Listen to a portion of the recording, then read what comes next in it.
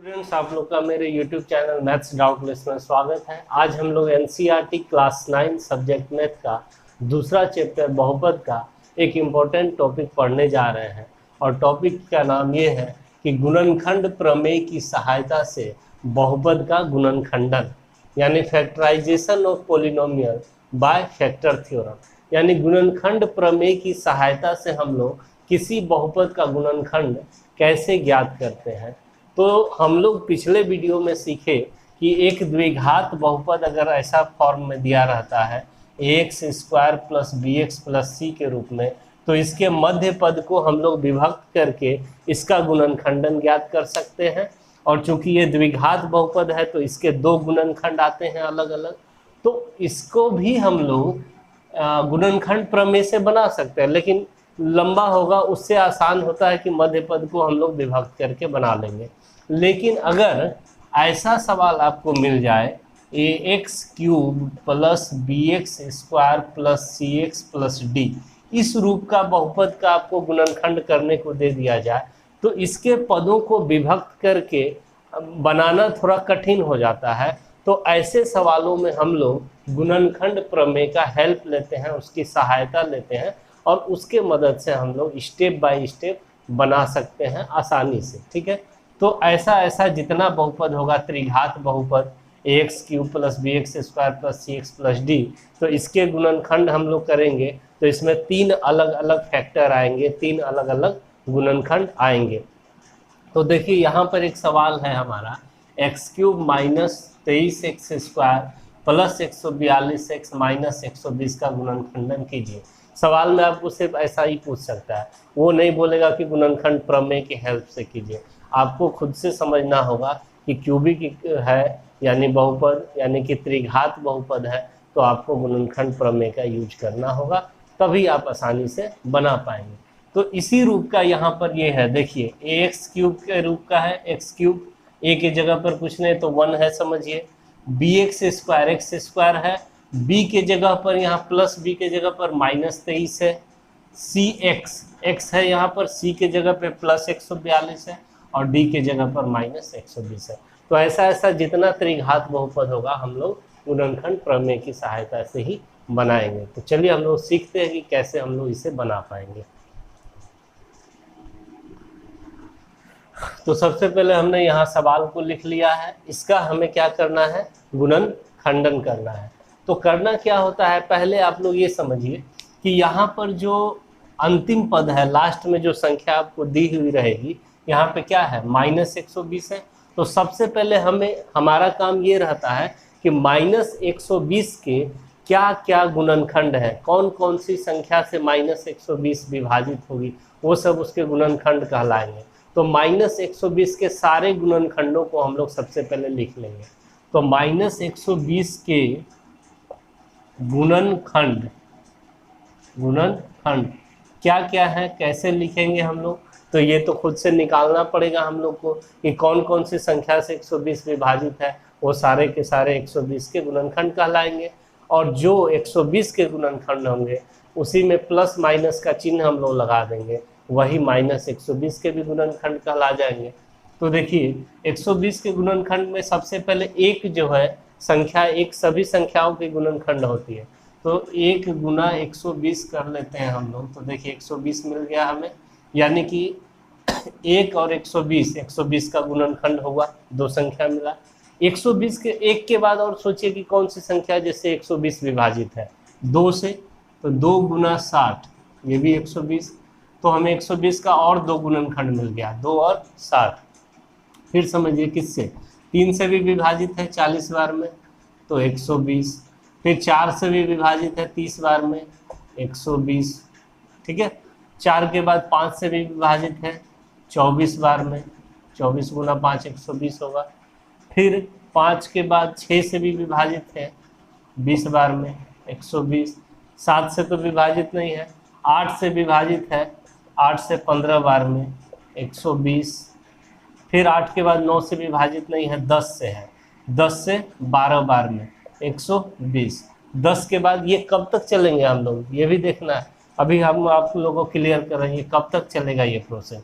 10 के बाद क्या 11 से तो विभाजित नहीं है लेकिन 12 से विभाजित है, तो 12 गुना 10 बराबर 120।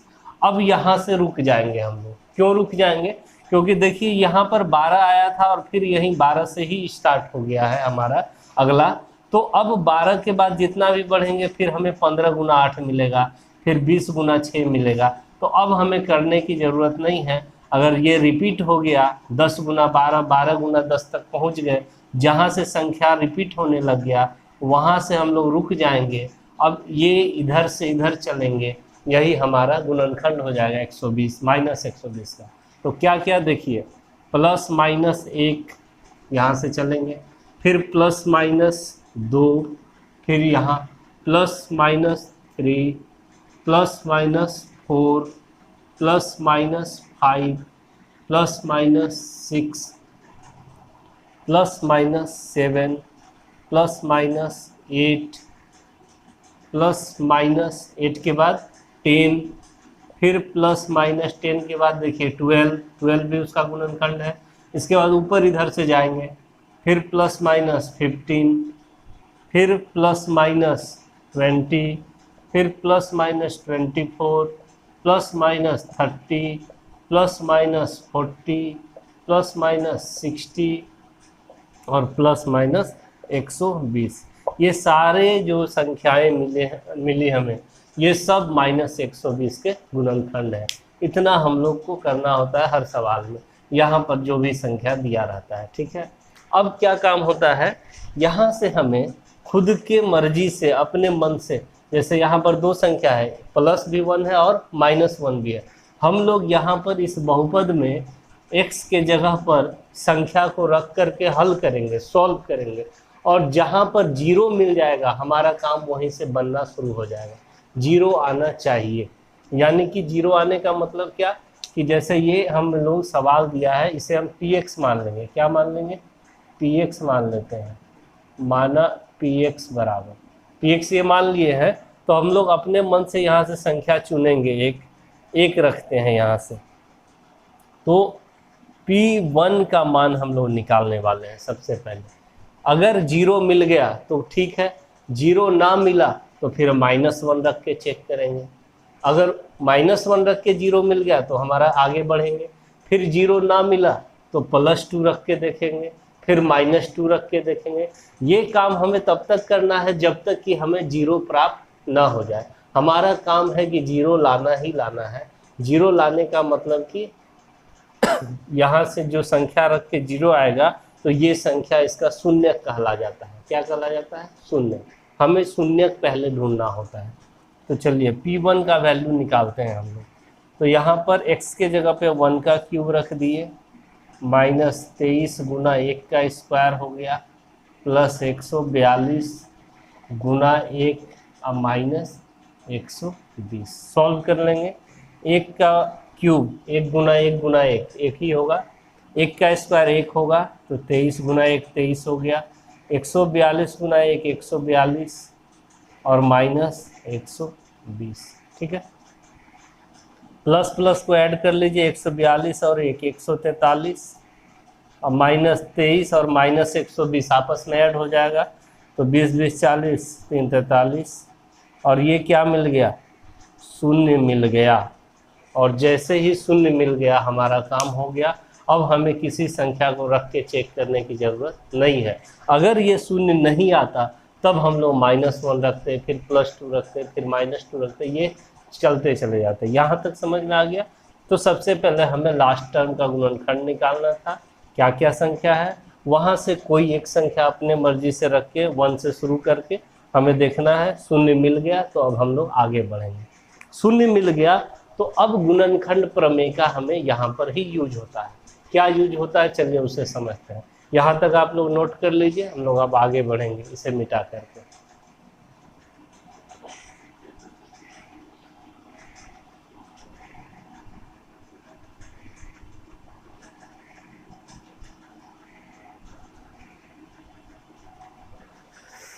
तो गुणनखंड प्रमेय पे एक वीडियो हम लोग पहले भी देख चुके हैं, पढ़ चुके हैं।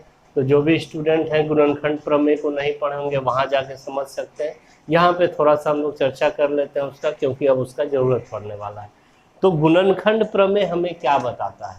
गुणनखंड प्रमेय हमें ये बोलता था कि px कोई अगर एक बहुपद हो जिसका घात 1 या 1 से ज़्यादा हो, समझ लीजिए ये px है, ठीक है, और x माइनस a एक रैखिक बहुपद है, तो अगर ये इसका गुणनखंड है, ठीक है, तो पहला केस बोलता था कि अगर ये इसका गुणनखंड है, अगर x माइनस a px का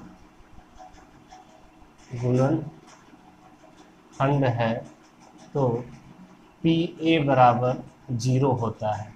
और दूसरा इसी का उल्टा बात था, तो हमारा यहीं से काम हो जाएगा। तो देखिए क्या करना है, अगर pa का मान 0 आता है, a जहाँ पर कोई संख्या होती है, a यानी यहाँ पर बहुपद में रखने के बाद जो मान निकलता है, जैसे यहाँ पर p1 का मान निकला, इसको समझिए pa। अगर p1 यहाँ पर से समझिए pa का मान 0 होता है, तो x में इस a को घटा देते हैं, x में a को घटा के जो रैखिक बहुपद मिलता है उसे हम लोग इस px का गुणनखंड बोलते हैं। अगर pa 0 है तो हम बोलेंगे कि x माइनस a px का गुणनखंड है। तो उसी तरह से p1 अगर 0 आ गया है तो हम लोग क्या बोलेंगे गुणनखंड प्रमेय की सहायता से, x में इस संख्या को घटा देंगे, तो हम लोग ये बोलेंगे कि अतः x माइनस 1 px का गुणनखंड है। ये बात हम लोग किस प्रमेय से बोले? गुणनखंड प्रमेय से। हमें वो बताता है कि अगर pa जो होता है वो शेषफल होता है, इसे हम लोग शेषफल प्रमेय में पढ़ चुके हैं। तो अगर शेषफल 0 आता है तो हम लोग x माइनस a को उसका गुणनखंड बोलते हैं। तो p1 0 आया तो x माइनस 1 px का गुणनखंड हो गया। ठीक है, यहाँ तक क्लियर। अगर अब x माइनस 1 हमें इसका px किसको माने थे, इस सवाल को हम लोग px माने हैं, तो x माइनस 1 अगर इसका गुणनखंड है, ठीक है, तो x माइनस 1 से इसमें पूरा पूरा भाग लग जाएगा और शेषफल 0 होगा। क्योंकि कोई भी संख्या अगर किसी दूसरे संख्या की गुणनखंड होती है और हम भाग देते हैं तो शेषफल 0 होता है। तो अब हमारा काम है कि x माइनस 1 से इसमें भाग देना।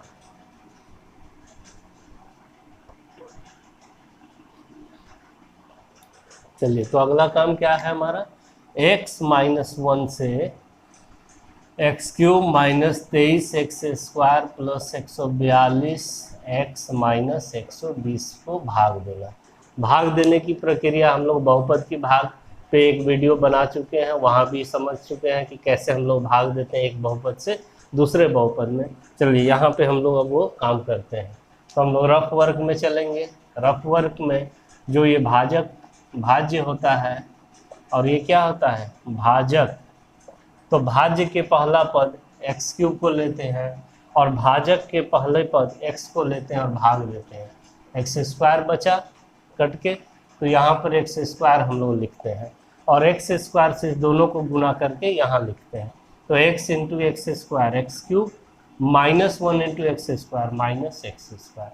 फिर साइन चेंज होता है, ये माइनस और ये प्लस, इसको अब भूल जाइए कि माइनस था, ये बन गया अब प्लस। ये plus x cube minus x cube cancel हो गया, माइनस 23 एक्स स्क्वायर में प्लस एक्स स्क्वायर दोनों आपस में घट जाएगा, अलग अलग साइन है तो, और बच जाएगा minus 22 X square plus 142 x minus 120। ये दोनों को हमने यहाँ लिख दिया। अब ये हो गया भाज्य। तो भाज्य का पहला पद क्या है, माइनस 22 एक्स स्क्वायर है और इसमें भाजक का पहला पद x है, भाग देंगे तो बच जाएगा माइनस 22 एक्स। यहाँ पर हम लोग लिख लेंगे माइनस 22 एक्स और गुना करेंगे माइनस 22 एक्सों को इस दोनों से और यहाँ लिखेंगे। तो x गुना minus 22 X minus 22 X square minus गुना माइनस प्लस 1 गुना 22 एक्स 22 एक्स। चलिए, ये हो जाएगा प्लस, ये ख़त्म, और ये हो जाएगा माइनस, ये चिन्ह ख़त्म। Minus 22 X square plus 22 X square ख़त्म हो गया, कैंसिल हो गया। 142 एक्स प्लस में है, अब 22 एक्स माइनस में घट जाएगा तो बचेगा कितना, 2 में से 2 0, 4 में से 2 2, 120 x बचा और यहाँ पर माइनस 120। अब ये भाज्य हो गया, तो भाज्य का पहला पद 120x है और भाजक का पहला पद x है, भाग लगेगा तो 120 बचेगा, यानी यहाँ पर हम लोग प्लस 120 कर लेंगे, प्लस 120। यहाँ पे जगह कम है, यहाँ पे लिख दी। तो प्लस 120 से अब ये दोनों को गुना करके यहाँ लिखना है। x गुना 120 है तो 120x हो गया, माइनस 1 इंटू 120 है, माइनस 120 हो गया, ये माइनस हो गया और ये प्लस हो गया, ये भी कैंसिल, ये भी कैंसिल, और ये क्या आ गया, शेषफल 0। तो अगर ये गुणनखंड है तो शेषफल 0 आना तय है। शेषफल 0 नहीं आएगा तो समझिए कहीं पे आप लोग मिस्टेक कर रहे हैं। तो इस तरह से हम लोग भाग दे करके इसका गुणनखंड एक तो ये मिला ही था और अब हमें ये भी मिल गया जो द्विघात के रूप में दिख रहा है, और द्विघात बहुपद को हम लोग अब मध्य पद को विभक्त करने के नियम से इसका गुणनखंड करेंगे। चलिए यहाँ तक नोट कर लीजिए हम लोग, अब आगे बढ़ते हैं।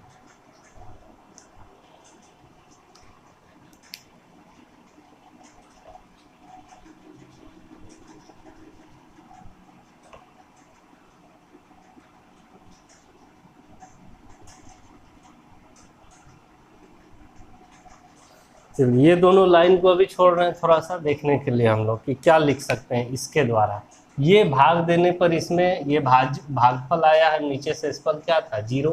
तो हमें भाग देने के बाद एक नियम पता है कि भाज्य बराबर भाजक गुना भागफल जो शेषफल होता है। तो उस नियम से हम लोग अब क्या लिख सकते हैं, अब हम लोग ये लिख सकते हैं, ये भाज्य है यानी x³ minus 23x² plus 142x minus 120, ये हो गया भाज्य।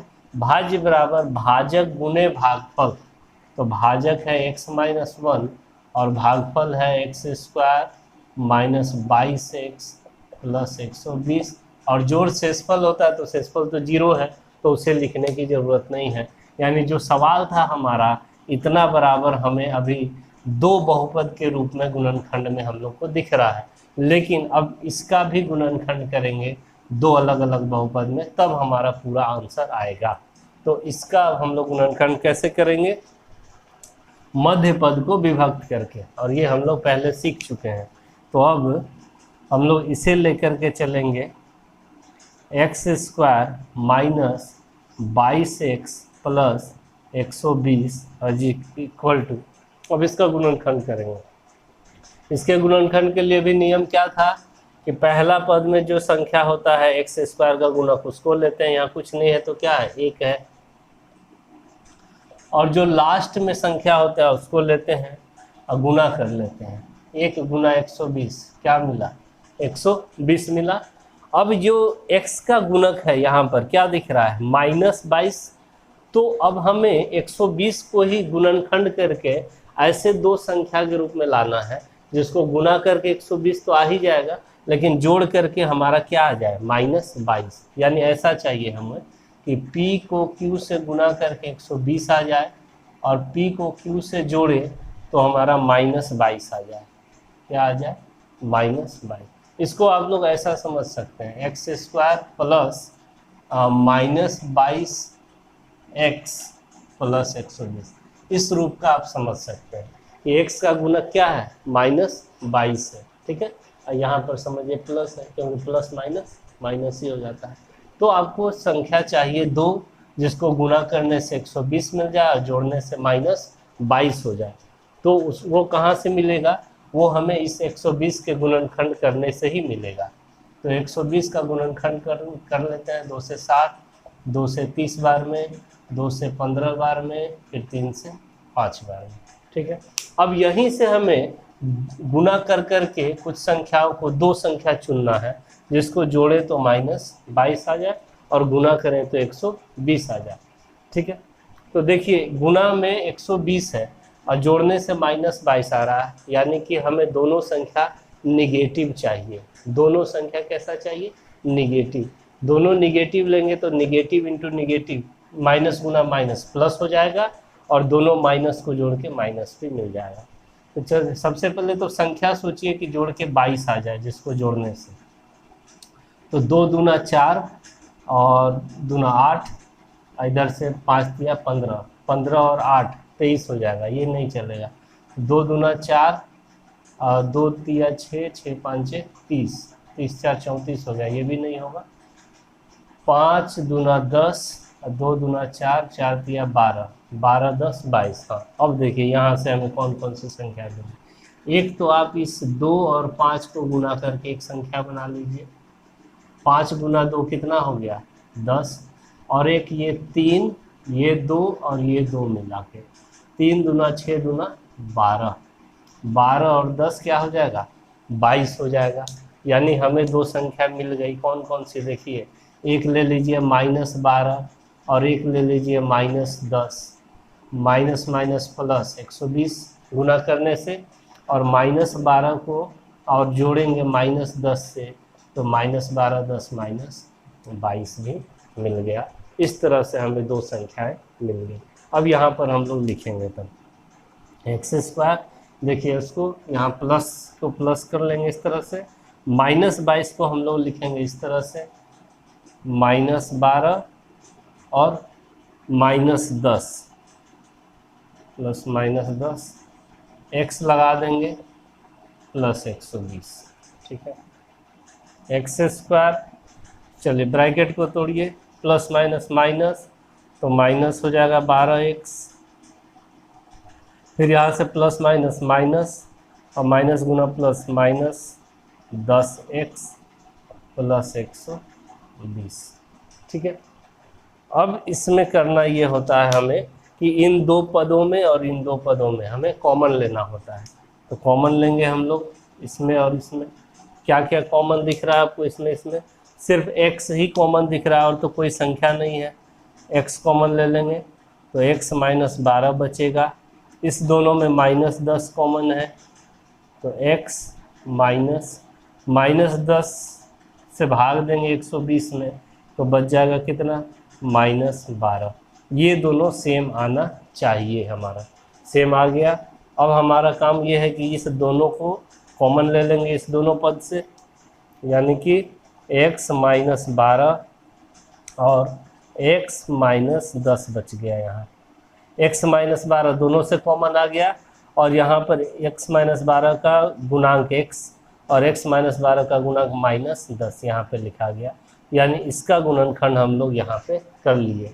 तो फाइनली हमारा जो अब आंसर लिखेंगे यहाँ के बाद, देखिए ये तो आ ही गया था, इसका गुणनखंड आ गया x -12 x -10। तो लास्ट में अब हम लोग एक लाइन लिखेंगे और हमारा अब आंसर आ गया।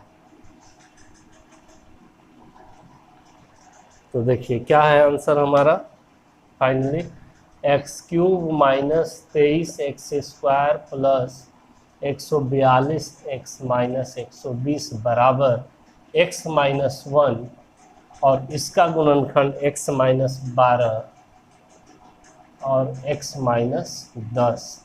इस तरह से ये हमारा आंसर हो गया। ये लॉन्ग क्वेश्चन में आता है 4 मार्क्स में।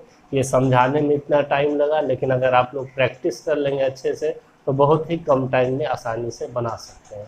तो वीडियो पसंद आए तो लाइक कमेंट एंड शेयर ज़रूर करें और चैनल को भी सब्सक्राइब कर लें। Thank you.